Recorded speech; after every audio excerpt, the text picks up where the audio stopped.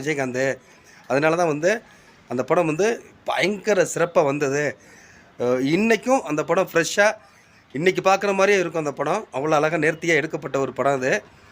அவ்வளோ வழிகளை சுமந்து தான் எங்கள் கேப்டன் வந்திருக்கிறாருங்கிறது பல பேர் சொல்கிறத நம்ம கேட்டுகிட்டு தானே இருக்கோம்.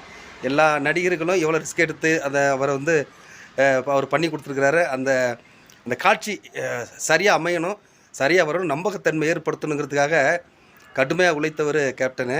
நிஜ வாழ்க்கையிலையும் சரி சிறந்த மனிதராக வாழ்ந்தவர். படத்தில் மட்டும்தான் நடித்தார், நிச்சயத்தில் அவர் நடிக்கலைங்கிறது எல்லாருக்கும் தெரிஞ்ச விஷயந்தான். எங்கள் கேப்டன் வந்து எங்களோட இல்லை அப்படிங்கிறது பெருசாக தெரியலை. ஏன் தெரியலை அப்படின்னா எங்களோட தான் அவர் இருக்கிறதா நாங்கள் உணர்கிறோம். எங்கள் தெய்வமாக அவர் இருக்கிறாரு.